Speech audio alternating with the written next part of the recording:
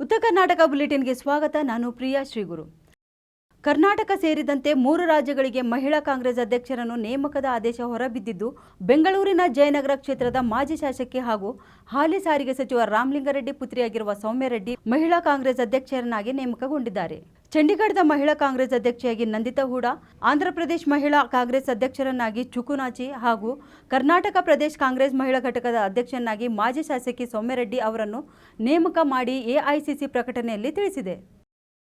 ರಾಜ್ಯ ಸರ್ಕಾರ ಹಣ ಪಡೆದು ಪೋಸ್ಟಿಂಗ್ ನೀಡುವುದು ನಿಲ್ಲಿಸಿದರೆ ತುಂಗಭದ್ರಾ ಜಲಾಶಯದಲ್ಲಿ ಕ್ರಸ್ಟ್ ಗೇಟ್ ಕೊಚ್ಚಿ ಹೋದಂತಹ ಗಂಭೀರ ಪ್ರಕರಣಗಳು ನಿಲ್ಲುತ್ತವೆ ಎಂದು ಕೇಂದ್ರ ಭಾರಿ ಕೈಗಾರಿಕೆ ಮತ್ತು ಉಕ್ಕು ಖಾತೆ ಸಚಿವ ಎಚ್.ಡಿ. ಕುಮಾರಸ್ವಾಮಿ ಟೀಕಿಸಿದ್ದಾರೆ. ಬೆಂಗಳೂರಿನಲ್ಲಿ ಸುದ್ದಿಗೋಷ್ಠಿಯಲ್ಲಿ ಮಾತನಾಡಿದ ಅವರು, ತುಂಗಭದ್ರಾ ಜಲಾಶಯದ ಘಟನೆ ಅತ್ಯಂತ ಗಂಭೀರವಾದದ್ದು. ನಾನು ಸರ್ಕಾರಕ್ಕೆ ಒಂದು ಸಲಹೆ ಕೊಡಲು ಬಯಸುತ್ತೇನೆ. ಅಧಿಕಾರಿಗಳ ವರ್ಗಾವಣೆ ಮಾಡುವಾಗ ಹಣ ತೆಗೆದುಕೊಂಡು ವರ್ಗಾವಣೆ ಮಾಡುವ ಕೆಲಸ ಬಿಡಿ ಎಂದು ತರಾಟೆಗೆ ತೆಗೆದುಕೊಂಡರು. ಕೇಂದ್ರ ಸರ್ಕಾರಿ ಸ್ವಾಮ್ಯದ ಎಚ್ಎಂಟಿ ಕಾರ್ಖಾನೆಯ ಅಧೀನದಲ್ಲಿರುವ ಭೂಮಿಯನ್ನು ರಾಜ್ಯ ಸರ್ಕಾರಕ್ಕೆ ವಾಪಸ್ಸು ನೀಡುವ ಪ್ರಶ್ನೆಯೇ ಇಲ್ಲ. ಒಂದು ವೇಳೆ ರಾಜ್ಯ ಸರ್ಕಾರ ದುರುದ್ದೇಶಪೂರಿತವಾಗಿ ಭೂಮಿ ವಿಷಯದಲ್ಲಿ ಕಿರುಕುಳ ನೀಡಿದರೆ ನಾವು ನ್ಯಾಯಾಲಯದ ಮೊರೆ ಹೋಗುತ್ತೇವೆ ಎಂದು ಕೇಂದ್ರದ ಭಾರಿ ಕೈಗಾರಿಕೆ ಮತ್ತು ಉಕ್ಕು ಖಾತೆ ಸಚಿವ ಎಚ್.ಡಿ. ಕುಮಾರಸ್ವಾಮಿ ಅವರು ಹೇಳಿದ್ದಾರೆ. ಅರಣ್ಯ ಇಲಾಖೆ ಭೂಮಿಯನ್ನು ಅಕ್ರಮವಾಗಿ ವಿವಿಧ ಸರ್ಕಾರಿ ಸಂಸ್ಥೆ, ಇಲಾಖೆಗಳಿಗೆ ಮತ್ತು ಖಾಸಗಿಯವರಿಗೆ ಸಂಸ್ಥೆ ಮಾರಾಟ ಮಾಡಿದೆ ಎಂದು ರಾಜ್ಯ ಅರಣ್ಯ ಸಚಿವ ಈಶ್ವರ್ ಖಂಡ್ರೆ ನೀಡಿರುವ ಹೇಳಿಕೆಯನ್ನು ತಳ್ಳಿಹಾಕಿದ ಎಚ್ಡಿಕೆ ಬೆಂಗಳೂರಿನ ಎಚ್ಎಂಟಿ ಭವನದಲ್ಲಿ ಮಾತನಾಡಿ, ಎಚ್ಎಂಟಿಗೆ ಜಮೀನು ಪುಕ್ಕಟ್ಟೆ ಕೊಟ್ಟಿಲ್ಲ. ಮೈಸೂರು ಮಹಾರಾಜರ ಕಾಲದಲ್ಲಿ ಜಗತ್ಪ್ರಸಿದ್ಧ ಎಂಜಿನಿಯರ್ ಸರ್ ಎಂ ವಿಶ್ವೇಶ್ವರಯ್ಯ ಅವರ ಮಾರ್ಗದರ್ಶನದಲ್ಲಿ ಸ್ಥಾಪನೆಯಾದ ಎಚ್ಎಂಟಿ ಕಾರ್ಖಾನೆಗೆ ಯಾವುದೇ ಜಮೀನನ್ನು ಉಚಿತವಾಗಿ ಪುಕ್ಕಟೆಯಾಗಿ ನೀಡಿಲ್ಲ. ಬೇಕಿದ್ದರೆ ರಾಜ್ಯ ಅರಣ್ಯ ಸಚಿವರು ದಾಖಲೆಗಳನ್ನು ತೆಗೆದು ನೋಡಲಿ ಎಂದರು. ಕೌಟುಂಬಿಕ ಕಲಹ ಹಿನ್ನೆಲೆ ಪತಿಯಿಂದಲೇ ಪತ್ನಿ ಹತ್ಯೆಯಾಗಿರುವ ಘಟನೆ ರಾಮನಗರ ಜಿಲ್ಲೆಯ ಮಾಗಡಿ ತಾಲೂಕಿನ ಹೂಜಗಲ್ಲು ಬೆಟ್ಟದಲ್ಲಿ ನಿನ್ನೆ ನಡೆದಿದೆ. ಹತ್ಯೆಯಾದ ಮಹಿಳೆ 32 ವರ್ಷದ ದಿವ್ಯ ಎಂದು ಗುರುತಿಸಲಾಗಿದೆ. ಹೆಂಡತಿಯನ್ನು ಹೂಜಗಲ್ಲು ಬೆಟ್ಟದಲ್ಲಿರುವ ದೇವಸ್ಥಾನಕ್ಕೆ ಕರೆದೊಯ್ದು ಹತ್ಯೆ ಮಾಡಲಾಗಿದೆ. ನಾಳೆ ಸ್ವಾತಂತ್ರ್ಯ ದಿನಾಚರಣೆ ಹಿನ್ನೆಲೆಯಲ್ಲಿ ಬೆಂಗಳೂರಿನ ವಿವಾದಿತ ಚಾಮರಾಜಪೇಟೆಯ ಈದ್ಗಾ ಮೈದಾನದಲ್ಲಿ ಧ್ವಜಾರೋಹಣಕ್ಕೆ ಭರದ ಸಿದ್ಧತೆ ನಡೆಯುತ್ತಿದೆ.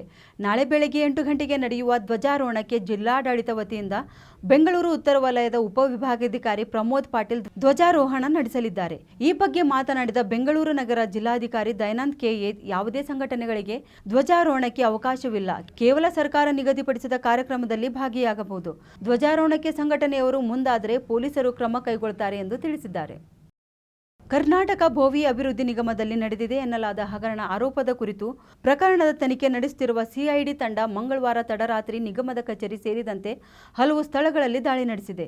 ಸಿಐಡಿ ತಂಡ ವಿಶ್ವೇಶ್ವರಯ್ಯ ಟವರ್ ಬಳಿ ಇರುವ ನಿಗಮದ ಕಚೇರಿ ಮೇಲೆ ದಾಳಿ ನಡೆಸಿ 4 ಗಂಟೆಗೂ ಅಧಿಕ ಕಾಲ ಶೋಧ ಕಾರ್ಯ ನಡೆಸಿದೆ. ಕಂಪ್ಯೂಟರ್ ಹಾಗೂ ಕೆಲವು ಕಡತಗಳನ್ನು ಜಪ್ತಿ ಮಾಡಿದೆ. ಸಿಬ್ಬಂದಿ ಹಾಗೂ ಅಧಿಕಾರಿಗಳ ವಿಚಾರಣೆ ನಡೆಸಿ ಹೇಳಿಕೆ ದಾಖಲಿಸಿಕೊಂಡಿದೆ. ರಾಜ್ಯದ ಎಲ್ಲ ಜಿಲ್ಲೆಗಳಲ್ಲೂ 78ನೇ ಸ್ವಾತಂತ್ರ್ಯೋತ್ಸವವನ್ನು ಅದ್ಧೂರಿಯಾಗಿ ಆಚರಿಸಲು ಸಿದ್ಧತೆ ಭರದಿಂದ ಸಾಗಿದೆ. ನಗರದ ಮಾಣಿಕ್ ಷಾ ಪರೇಡ್ ಮೈದಾನದಲ್ಲಿ ಸಿದ್ಧತೆಗಳು ನಡೆದಿದ್ದು, 15 ದಿನಗಳ ಮೊದಲೇ ಮೈದಾನಕ್ಕೆ ಹೆಚ್ಚಿನ ಪೊಲೀಸ್ ಭದ್ರತೆ ವಹಿಸಲಾಗಿದೆ. ನಗರದ ಎಲ್ಲ ಹೋಟೆಲ್ಗಳು, ಲಾಡ್ಜ್, ತಂಗುದಾಣ ಮತ್ತಿತರ ಕಡೆಗಳಲ್ಲಿ ಅನುಮಾನಾಸ್ಪದವಾಗಿ ವಾಸ್ತವ್ಯ ಹೂಡುವವರ ಮೇಲೆ ನಿಗಾ ವಹಿಸಲಾಗಿದೆ ಎಂದು ಬೆಂಗಳೂರು ನಗರ ಪೊಲೀಸ್ ಆಯುಕ್ತ ಬಿ. ದಯಾನಂದ್ ಮಾಹಿತಿ ನೀಡಿದ್ದಾರೆ. ರಾಜ್ಯದಲ್ಲಿ ಕಳೆದ 24 ಗಂಟೆಗಳಲ್ಲಿ 215 ಡೆಂಗಿ ಪ್ರಕರಣಗಳು ದಾಖಲಾಗಿದ್ದು, 259 ಜನರು ಗುಣಮುಖರಾಗಿದ್ದಾರೆ.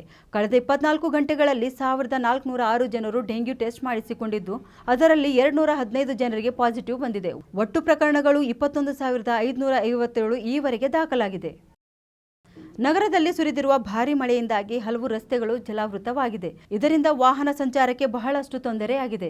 ಇದೇ ಸಂದರ್ಭ ಕರ್ನಾಟಕ ಪ್ರದೇಶದ ಕಾಂಗ್ರೆಸ್ ಯುವ ಘಟಕದ ಅಧ್ಯಕ್ಷ ಮೊಹಮ್ಮದ್ ಹ್ಯಾರಿಸ್ ನಲ್ಪಾಡ್ ಟ್ರೋಲ್ ಆಗಿದ್ದಾರೆ. ಕಳೆದ 2 ವರ್ಷಗಳ ಹಿಂದೆ ನಲ್ಪಾಡ್ ನಗರದಲ್ಲಿ ಉಂಟಾಗಿದ್ದ ತೀವ್ರ ಜಲಾವೃತಕ್ಕೆ ಪರಿಹಾರ ನೀಡುವಂತೆ ಆಗ್ರಹಿಸಿ ಆಗಿನ ಬಿಜೆಪಿ ಸರ್ಕಾರದ ವಿರುದ್ಧ ಭಾರಿ ಪ್ರತಿಭಟನೆ ನಡೆಸಿದ್ದರು. ಬೆಂಗಳೂರಿನ ಜಲಾವೃತ ರಸ್ತೆಯಲ್ಲಿ ನೀರಿಗಿಳಿದು ರಬ್ಬರ್ ಟ್ಯೂಬ್ನಲ್ಲಿ ಕುಳಿತು ಪ್ರತಿಭಟನೆ ನಡೆಸಿ ಗಮನ ಸೆಳೆದಿದ್ದರು.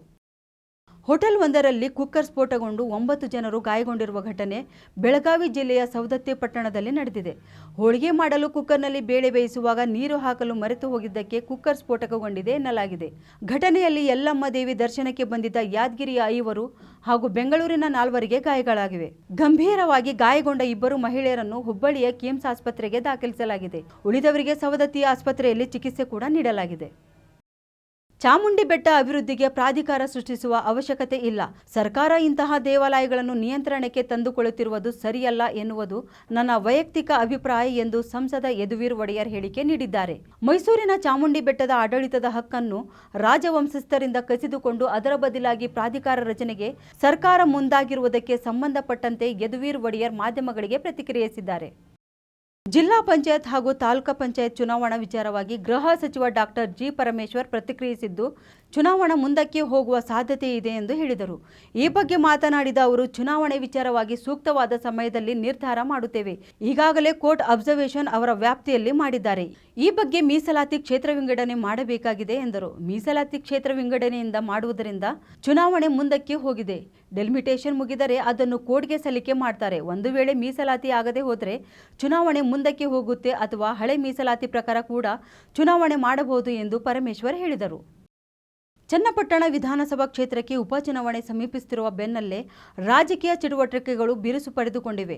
ಮಾಜಿ ಶಾಸಕ ಸಿಪಿ ಯೋಗೇಶ್ವರ್ ಅವರು ತಮಗೆ ಟಿಕೆಟ್ ಸಿಗದಿದ್ದರೆ ತಾವು ತಮ್ಮ ಬೆಂಬಲಿಗರ ಒತ್ತಾಯದಂತೆ ಪಕ್ಷೇತರ ಅಭ್ಯರ್ಥಿಯಾಗಿ ಸ್ಪರ್ಧಿಸುವುದಾಗಿ ಘೋಷಿಸಿದ್ದಾರೆ. ಬಿಜೆಪಿಯೊಳಗಿನ ಬೇಗುದಿ ಹಾಗೂ ವಿಜೇಂದ್ರ ನಾಯಕತ್ವದ ವಿರುದ್ಧ ಬಂಡಾಯ ಎದ್ದಿರುವ ಬಿಜೆಪಿ ಅತೃಪ್ತ ನಾಯಕರು ಕೂಡಲ ಸಂಗಮದಿಂದ ಬಳ್ಳಾರಿಯವರೆಗೆ ಪ್ರತ್ಯೇಕ ಪಾದಯಾತ್ರೆ ಮಾಡುವ ಕುರಿತು ಬೆಳಗಾವಿಯ ರೆಸ್ಟೋರೆಂಟ್ ಒಂದರಲ್ಲಿ ಇತ್ತೀಚೆಗೆ ಸಭೆ ಸೇರಿದ್ದರು. ಈ ಬಗ್ಗೆ ಪ್ರತಿಕ್ರಿಯೆ ನೀಡಿರುವ ಪಕ್ಷದ ರಾಜ್ಯಾಧ್ಯಕ್ಷ ಬಿವೈ ವಿಜೇಂದ್ರ ಅವರು ಪ್ರತ್ಯೇಕ ಪಾದಯಾತ್ರೆಗೆ ತಮ್ಮಿಂದ ಯಾವುದೇ ಅಭ್ಯಂತರ ಇಲ್ಲ ಎಂದಿದ್ದಾರೆ. ಪಾದಯಾತ್ರೆಯಿಂದ ಪಕ್ಷಕ್ಕೆ ಮತ್ತಷ್ಟು ಶಕ್ತಿ ಬರಲಿದೆ. ಅವರು ಪಾದಯಾತ್ರೆ ಮಾಡಿದರೆ ಪಕ್ಷಕ್ಕೆ ಪೂರಕವಾಗಿರಬೇಕು. ಎಲ್ಲರನ್ನೂ ಒಟ್ಟಿಗೆ ಕರೆದೊಯ್ಯುವ ನನ್ನ ಉದ್ದೇಶ. ಆದರೆ ಈ ಬಗ್ಗೆ ಹೈಕಮಾಂಡ್ ತೀರ್ಮಾನ ಮಾಡಲಿದೆ.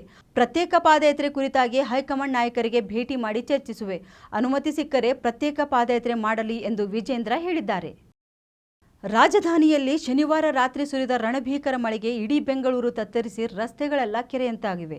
ಜನಜೀವನ ಸಂಪೂರ್ಣ ಅಸ್ತವ್ಯಸ್ತಗೊಂಡಿದೆ. ಇನ್ನು ಮಳೆಯಿಂದ ಆಗಿರುವ ವ್ಯವಸ್ಥೆ ನೋಡಿದರೆ ಬ್ರ್ಯಾಂಡ್ ಬೆಂಗಳೂರು ಮಾಡಲು ಹೊರಟ ರಾಜ್ಯ ಸರ್ಕಾರದ ನಡೆಯು ಬೆಂಗಳೂರಿಗೆ ಕಳಂಕ ತರುವಂತಿದೆ ಎಂದು ಜನಲೇವಡಿ ಮಾಡುತ್ತಾ ಸರ್ಕಾರವನ್ನು ಪ್ರಶ್ನಿಸುತ್ತಿದ್ದಾರೆ.